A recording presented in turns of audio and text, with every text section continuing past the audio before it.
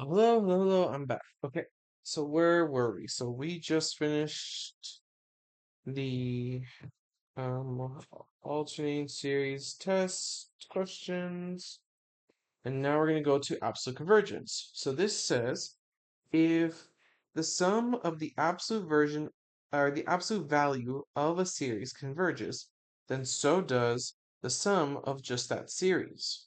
Warning, if the absolute value of this diverges, then no conclusion can be made about the sum of the non-absolute value version of the series. The series may still converge or diverge. Let's do this example. Determine whether each series converges by checking for absolute convergence.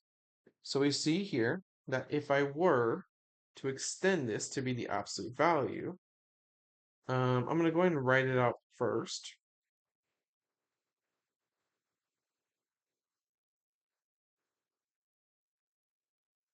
We see that this term no longer holds any value, because this just alternates between -1 and +1, and we know that under the absolute value, or coming out of the absolute value, a -1 and +1 are just both 1.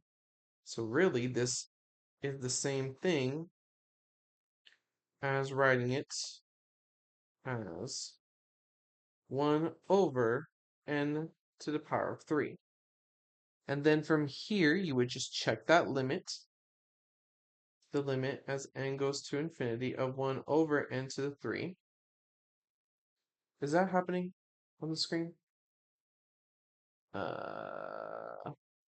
like a weird glitch happening.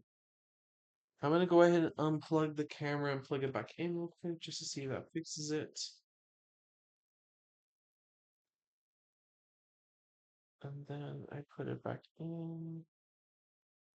Whoa, that's a new glitch. Hold on.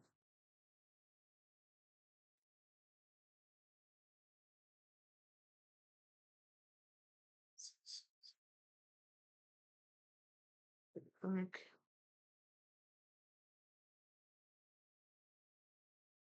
It's frozen, but it's on. Let me go ahead and just turn the camera on and off again here.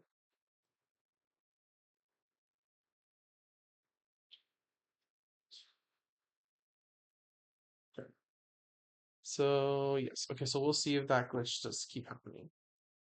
Limit here, we know that that's going to be 0 because that'd be bottom heavy. Over here, we have a similar effect. Again, writing the absolute value. Oh, wait, so that means that if the absolute value converges, then this one also converges. So via absolute convergence, our original sum converges.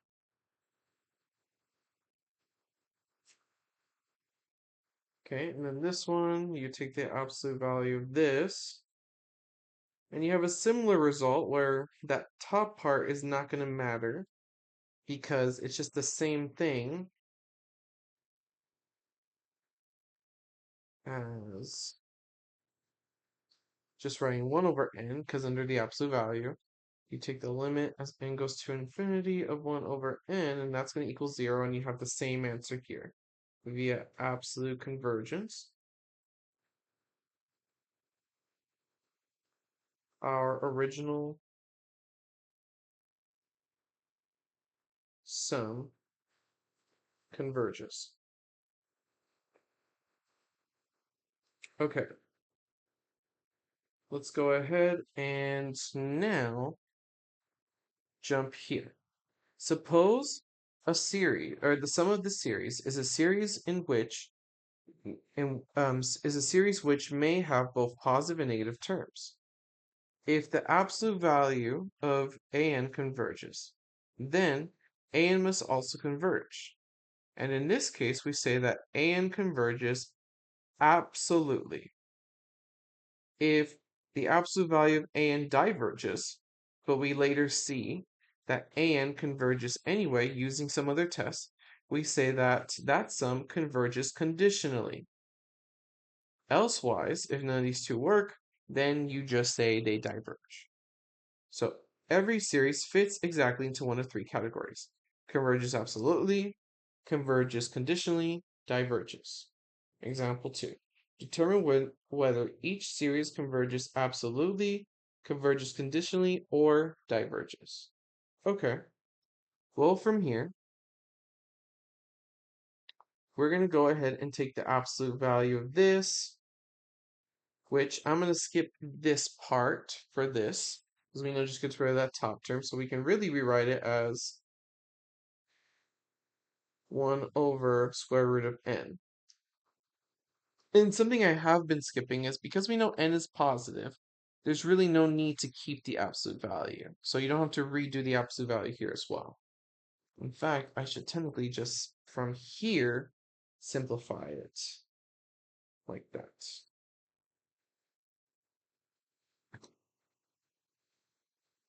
Okay.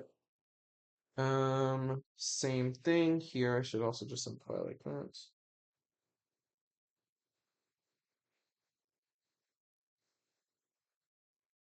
And we can already see that this will converge. This will converge because of it being a bigger power on the denominator, which is bottom heavy, so that means it'll go to 0. So from here, we say if the absolute value converges, then an must also converge. In this case, we have converges absolutely. Um, let's keep it going. We have two more. Let me just double check that I didn't miss anything.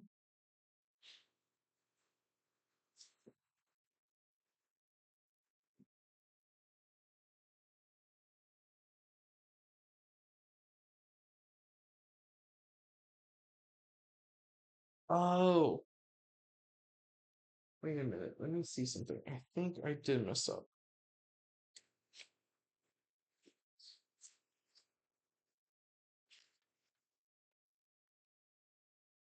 I know what I messed up. I messed up on, let me see, this technicality. Um, I accidentally would use if the series converges, but it's supposed to be if the sum converges. So, if this if the series they all do as n goes to 0, as n goes to infinity, they all do go to 0. That's just true no matter what. However, the sum is the tricky part. So, like for example, all of these, if you did a divergence test, you would have gotten 0, which means it's inconclusive. But for the sum being convergent or divergent, you would acknowledge it being for these, actually for all of these, you would use the logic of a p series. So you would say p series. P is greater than 1. In this case, p is 3. Same thing over here. Um, p series. P is, it's not, P is greater than, let me just double check that. Hold on, because I want to make sure that I'm saying this correctly. Where's our P series? Integral test.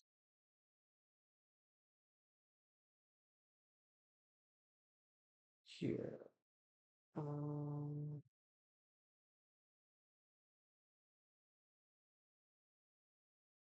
okay, well, here we actually have it to where it says P is, um, it's not supposed to be equal to 1. Okay, so for this one, we can't say P series.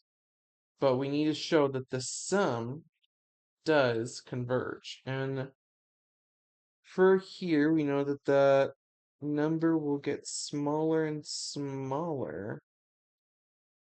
So you can say that the sum does converge, but by what method? It's not p-series. I mean, it kind of is p-series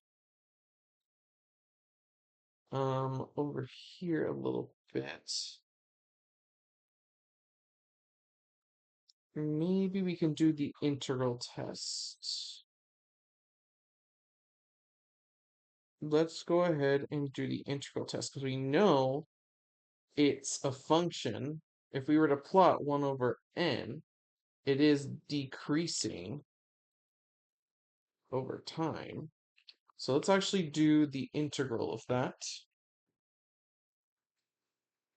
So I'm going to erase this because this is not relevant.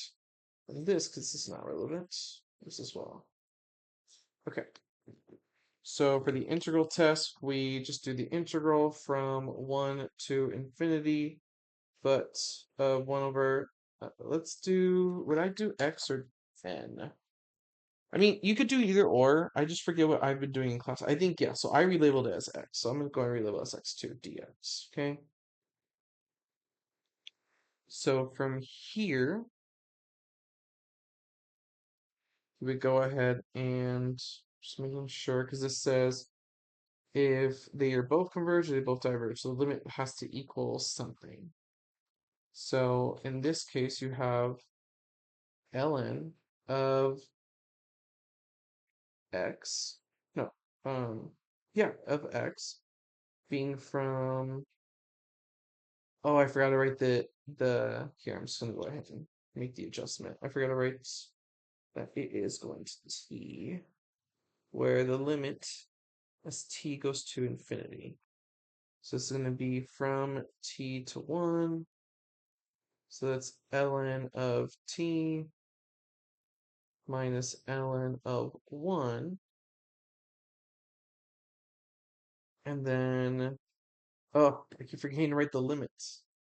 Limit, I'm just going to write here, limit as t goes to infinity of ln of t minus ln of 1.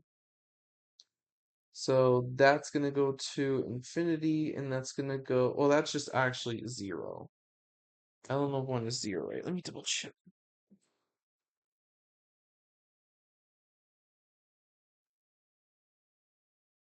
ln of 1 is 0. So it's just going to be infinity. So this means that this diverges. Um, so it's actually going to say that because the absolute value of this diverges, then there is no conclusion we can make about the absolute convergence at this moment. So via absolute convergence, let me go ahead and just rewrite it as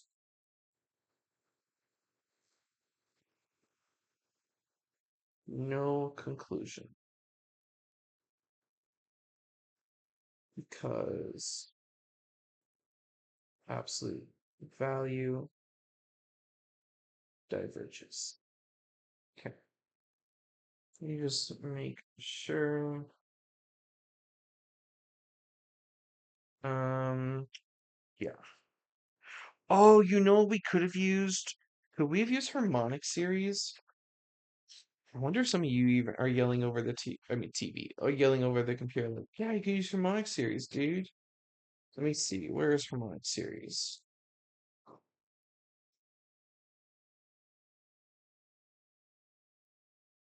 My, yeah, harmonic series. Wait. No, we talked about harmonic series more than once. Am I tripping? Um,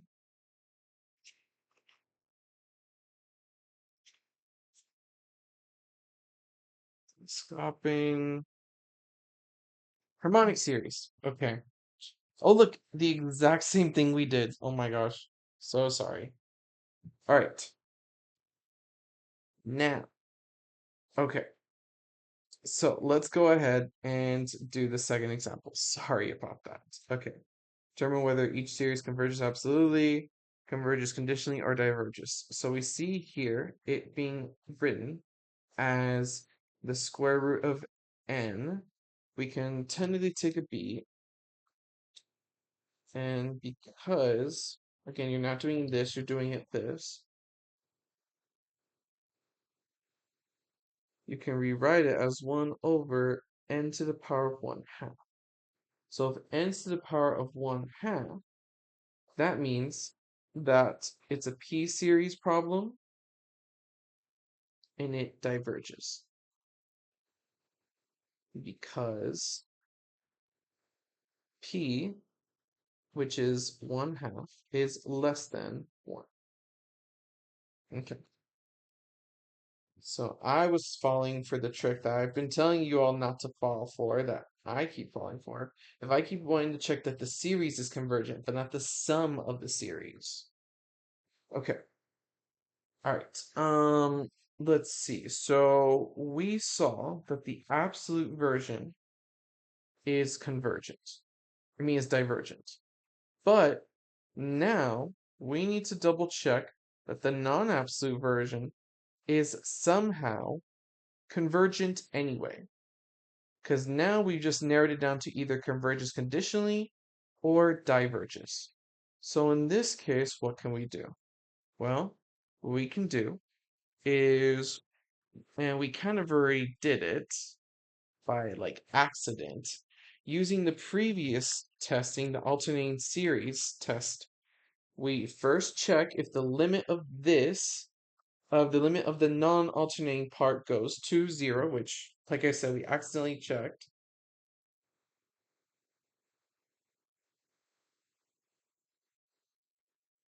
Which it does. And then we need to check if it's steadily decreasing, which we can definitely check either way. I'm gonna check with the way of writing it like this. Square root of n plus 1 is less than 1 over square root of n. Yeah, square root of n is less than square root of n plus 1. Doing cross multiply here, and then you can just square both sides. N is less than n plus 1, which is just true. So it does decrease. So thus, via the,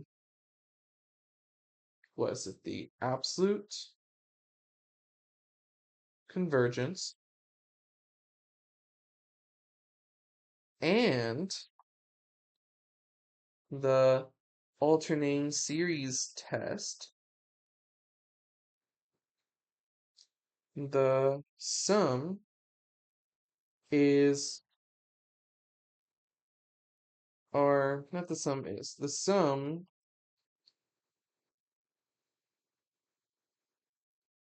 converges conditionally.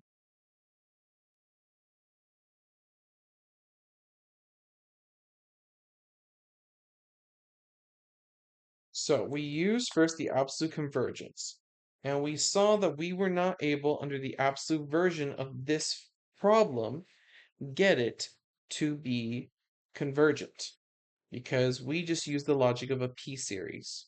And the p-series says that whenever your p is less than 1, it diverges. Whenever p is greater than 1, it converges.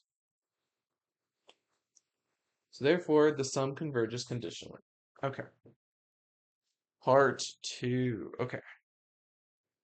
So let's go step by step. First, let's rewrite this to be the absolute value version, which is just going to be, well, I don't have to write the absolute value. I'm kind of just skipping that part. It's just 1 over n squared plus 6. So we need to ask ourselves, okay, well, does this converge? And for this one, we could do the integral test. We could do the, let me see. Could do the integral test. We could do the limit comparison test. Mm, let's go ahead and just so we can practice, I think we can do the limit comparison test. So I'm gonna pick um just an easier version of that series, which is just n squared. So let's go ahead and pick it to be n squared. So if an is 1 over n squared plus 6, bn is 1 over n squared, which really just becomes an over bn. We're doing the limit as n goes to infinity. It is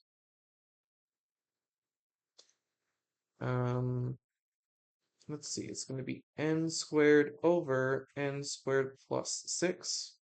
If we factor out n squared from the top and the bottom and cancel them out,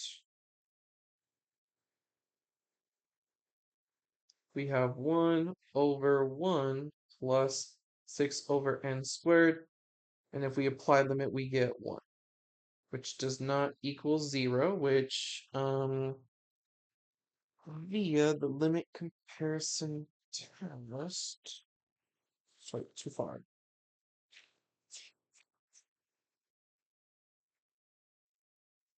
Via the limit comparison test, L has to be a non-zero term, then they either both converge or diverge. And we know that this guy, this sum over here, converges because of the logic of P series. P series, P is equal to 2, which is greater than 1. Okay, let's see. For fun, because it does decrease, yeah, I'm pretty sure this does decrease over time, especially after 1. I'm gonna go ahead and do the integral test as well, just to convey to you guys you can do whichever one you want. So the integral test from 1 to t, where the limit of t goes to infinity, is 1 over n squared plus 6, which you can technically, let me see, can we do this integral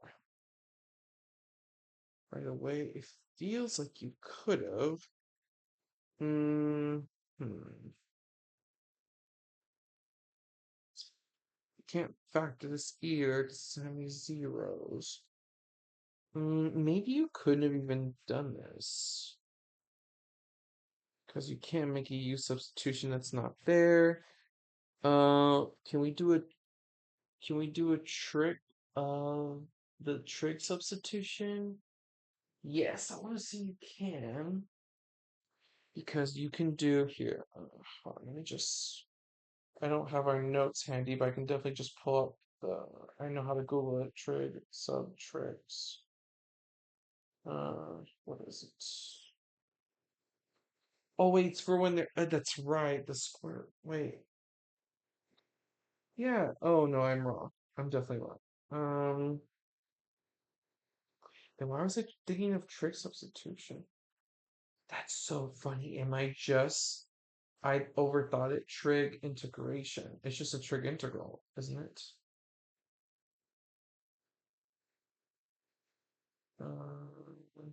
Yeah.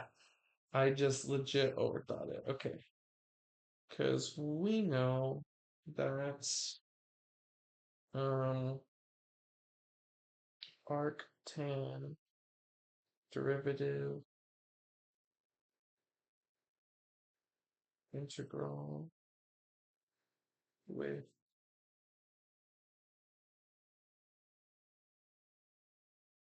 we know that um for here I just literally googled it. For arctan, that whole thing becomes the box arc tangent of, what is it? X over this square root, so square root of 6. Yeah. And then I'll go ahead and let the 1 over square root of 6 escape in the front, t1. And then we have the limit as t goes to infinity. So for here, the limit as t goes to infinity, I'm going to let the 1 over square root of 6 escape. And we have arc tangent of t over square root of 6, and then minus arc tangent of 1. Oh, 1 over square root of 6.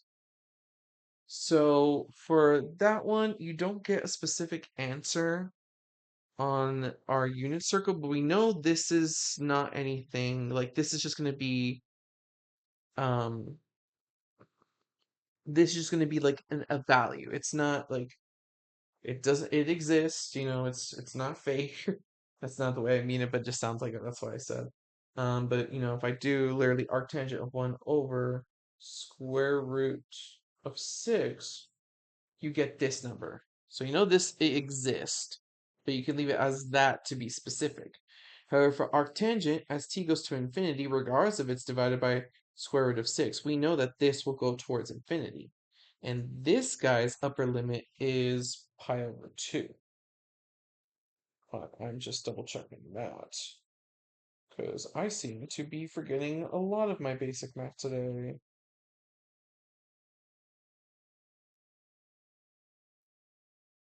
Yeah, it's pi over 2. So we have 1 over square root of 6 times pi over 2, and then minus, I'm just going to rewrite that, which, despite all of this, we should acknowledge that this is just going to equal some real number that does not uh equal 0. So, oh wait, excuse me, I'm forgetting my test. This is an integral test. So we know that this is just a bona fide number. So this just tells us that if the integral converges, then the original sum converges, which via the um what we're doing. Sorry. We keep jumping from test to test. Via the via the absolute convergence, we've seen that the whole thing converges absolutely. So here I'm gonna write like this. Via the absolute convergence combined with, either in blue we did the limit comparison, and then in pink and purple, we did the integral test.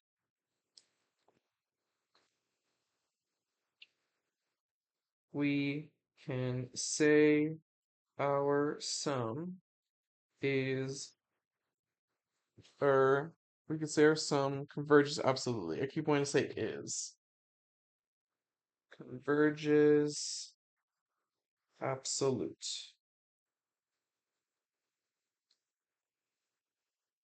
Okay. All right. Next, this sum. Okay. So from here, we're going to do the absolute value version. This would really just gets rid of this. So we're doing the sum, n goes to infinity of n squared over n squared plus 4. From here, we could just think of what we can do here. We could do limit comparison again, but my issue here is that I guess it's not wrong, but if we're gonna at one point reach the what is it? Um if we're gonna do this sum, oh, I guess we don't have to check if the alternating series, right? Because we won't know. Trying to think of how you could come about this organically. Hmm. Well, you know that the limits. I guess you would just start with the divergence test. So we can start with the divergence test there. Oh, well, I guess we couldn't because that would equal 0. So I guess we should, let me see. Just double checking that I'm remembering my stuff. Divergence test is a series in which if this doesn't equal 0, then the series diverges, which here, I can already see that the limit, then goes to infinity of this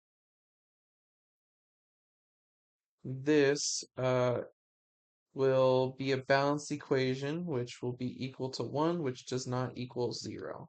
So therefore, via divergence test, or never mind, I'm not going to write the answer yet, but this is just divergence test at the moment. So we see that via the divergence test that this guy does not converge, it diverges. But recall the prompt for the absolute convergence, which stated that even if this diverges, we should check if just the series converges anyway. And because it's an alternating series, we're going to use the alternating series test. So let's go ahead and use the alternating series test, which states that first the limit of the non-alternating part, which is just n squared over n squared plus 4, goes to 0, which we already saw that it does not go to 0. And is it steadily decreasing? Technically is, but either way,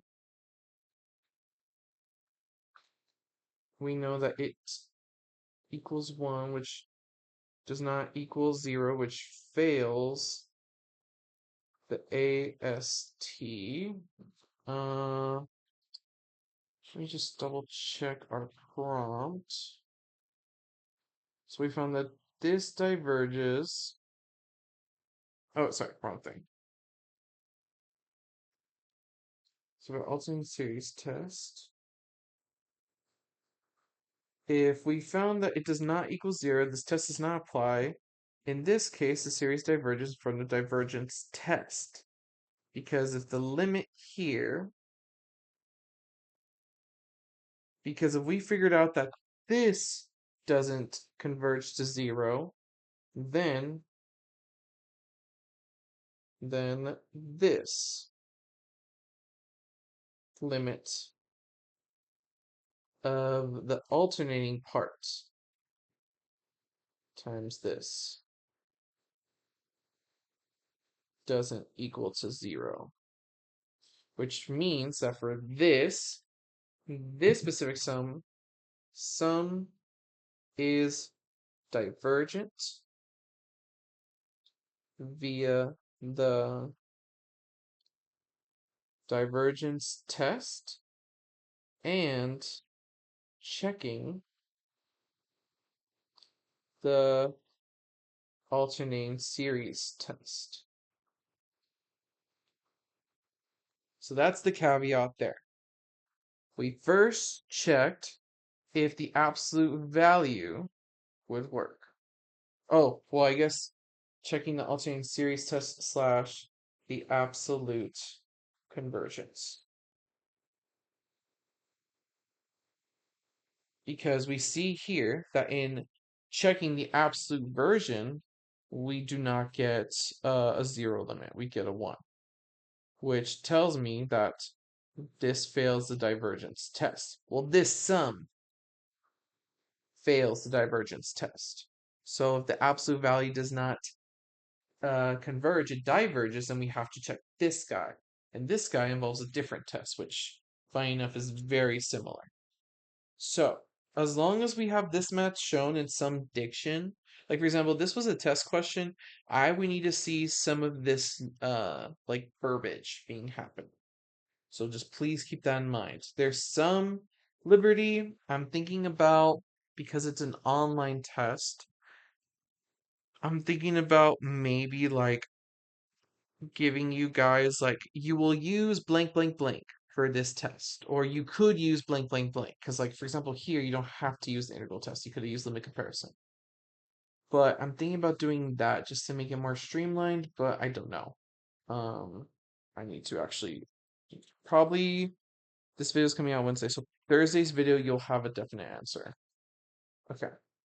um and that's gonna go ahead and finish that part. Let's do the ratio test.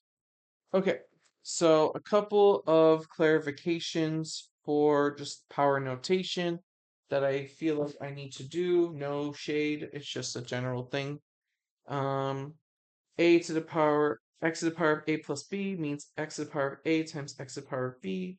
N factorial, you split that up to be n times n minus 1 times n minus 2, and you keep going until you reach 1. Same thing for over here. This can be written as n plus 1 times n factorial. And we know for here, you have to go in steps. So steps of 1.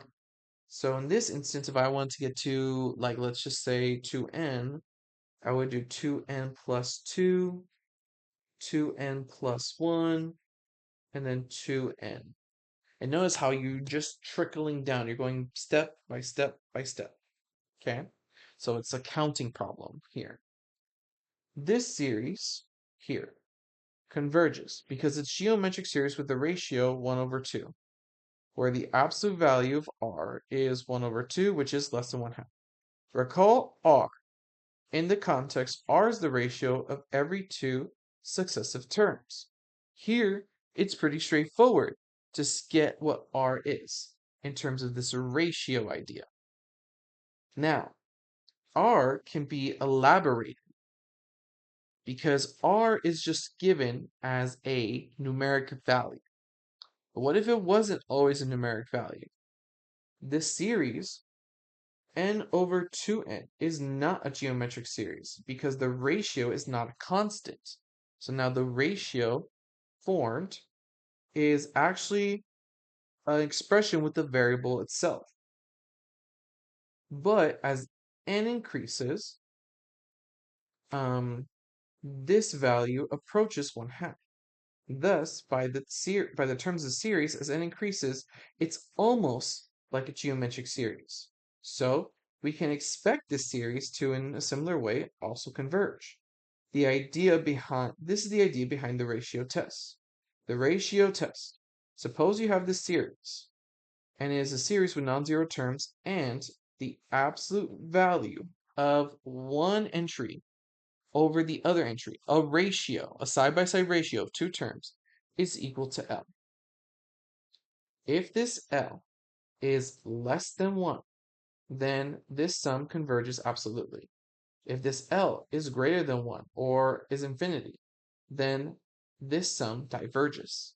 And lastly, if this L is equal to 1, the test is inconclusive. The ratio test can be used with series with negative terms. It checks for absolute convergence as well. So keep in mind, the idea of an absolute value shouldn't stump you. Or the idea of it alternating because of the absolute value shouldn't stump you, is what I want to say. Okay, so we have, I think, 3 problems. Yeah. All right, let's go. So it says examine each of the series for convergence using the ratio test. So we have this set up here. I'm going to go ahead and just set it up. Limit as n goes to infinity of the absolute value of the n plus 1 version of this.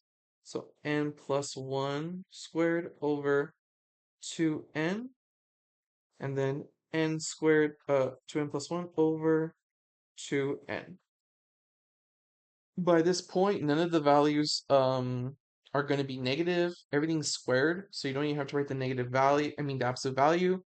And I'm going to go ahead and rewrite this so it's not such an ugly fraction. So we have the limit as n goes to infinity of the following expression, n plus 1 squared to n plus 1 times 2n over n squared. Okay, so for here, this would cancel out to where you just have a 2 left over, or 2 left over on the bottom, so 1/2 would escape. Doing the limit as n goes to infinity of n plus 1 squared over n squared. For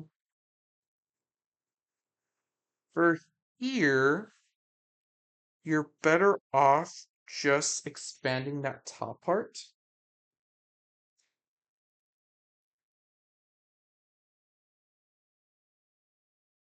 Oh, or you can use Hopital's rule. Yeah, because this will go to infinity, that goes to infinity. Uh, would that be messy? I kind of won't. Let's try it. Why not?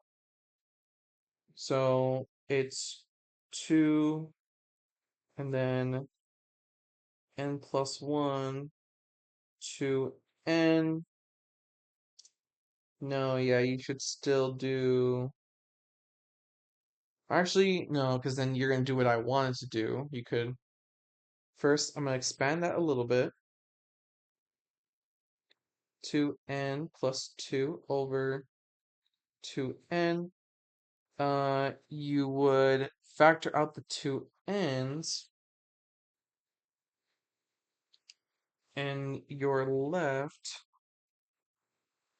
with, let's see, we'll factor out 2 first. So you have n plus 1 over n.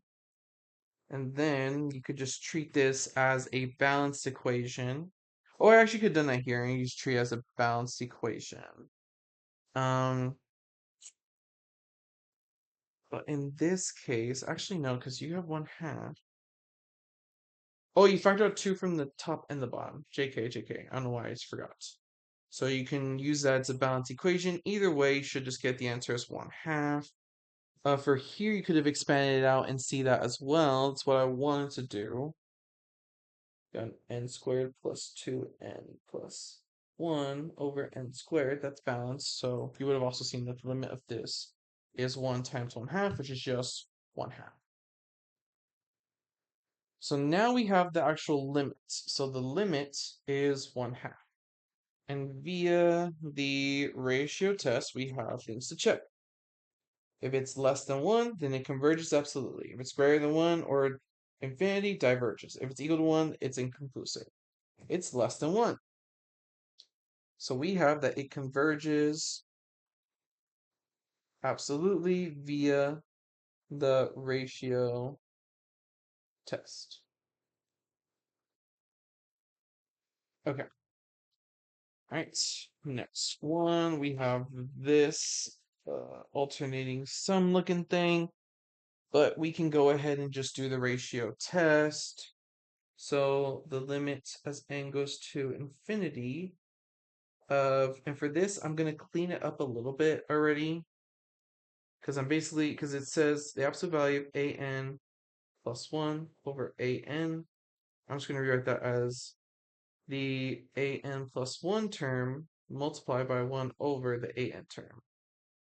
So I'm going to do that here. We have an plus 1, which is -1, n plus 1, and then we have n plus 1 factorial over 10 to the 2n plus 2, because that n's replaced with n plus 1, times just that expression itself, but flipped. So -1 n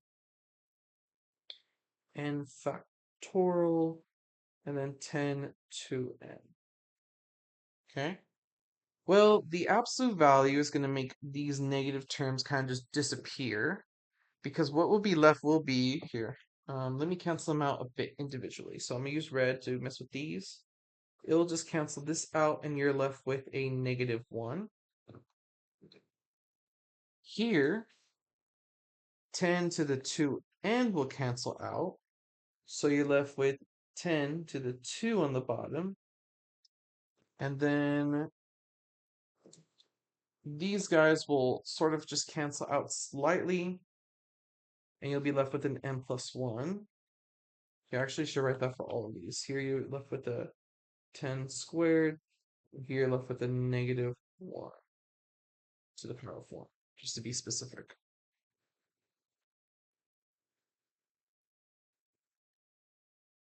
N plus 1.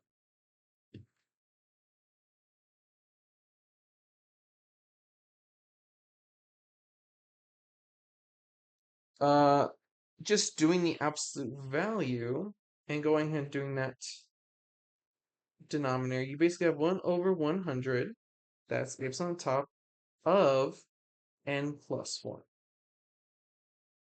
which is just going to be infinity. And we have the following. It says, if L is greater than 1 or L is infinity, then the sum diverges. So via the ratio test, the sum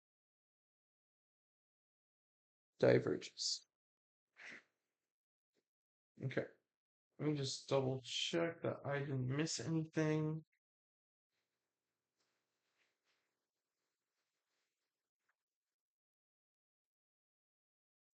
Okay, all right, last one.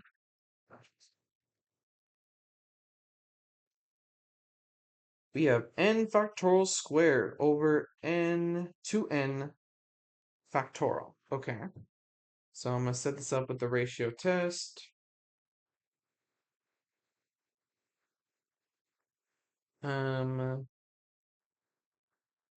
Let's see. That's going to be real annoying, but I can just write it like that. We have n plus 1 factorial squared over 2n plus 2 factorial times n factorial squared, and then 2n factorial. Okay. I'm gonna expand this just a little bit before I start canceling things out, because we know that powers distribute over multiplicating products. So sorry, my stutter kicked in. So I'm gonna rewrite that to be n plus 1 times n factorial. However, I'm gonna square this one and this. 2n plus 2 factorial times 2n factorial over n factorial squared. From here, I'm just going to plainly cancel these out. And then from here, there's some canceling, but really, you're just canceling this and you're leaving the first two terms, 2n plus 2 and 2n plus 1. So you have the limit as n goes to infinity of n plus 1 squared over 2n plus 2 times 2n plus 1. From here, Um, both of these numbers will be positive no matter what because n starts off to be greater or at least 1. So therefore, you can just take another step and get rid of the absolute values. And then we're going to use the and then we're going to use just polynomials, like if it's balanced, top heavy, bottom heavy logic to figure this limit out. But I need to distribute both the top and the bottom in order to do that properly. So we have n squared plus 2n plus 1 for the top. And for the bottom, we have 4n squared, uh, 4n, 2n, so plus 6n, and then plus, yeah, I'm just checking, and plus 2. So we see here that it's a balanced equation, and the limit would be 1 over 4. And this limit, 1 over 4, is less than 1. So that tells me via the ratio test that this converges absolutely. So via ratio test, sum converges absolute. Right. I'm just gonna double check that I didn't miss anything here. I definitely did not. Okay, that is gonna be it. So I'm telling you right now, this one is a real doozy because we're learning sort of an amalgamation of things. We had just, 4.1 is probably the easiest because just teaching us sort of the finanglings of it all. But 4.2 is when we're having to start paying attention to recognizing a geometric series, recognizing, convergent and divergence. First, recognizing it of recognizing it of a series and then recognizing it later as a sum. So just keep that in mind, okay? Um, Let me see.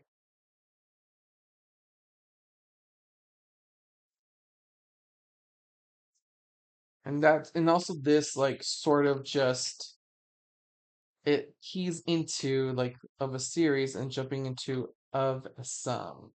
A sum's going to add up to a real number, it converges. If it does not, then it diverges. However, you can't just do the math, you have to sort of pick it apart.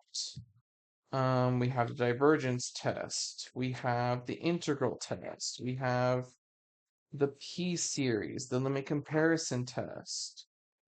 We have alternating harmonic series, but really we have the alternating series test. Then we have um, absolute convergence test. The p-series came up here as well, and arguably so did the harmonic series as well. So maybe we should also remember call the harmonic series. And then the ratio test being the last test we went over. So that's gonna wrap it up. I'm gonna do the group video, I mean the worksheet video next.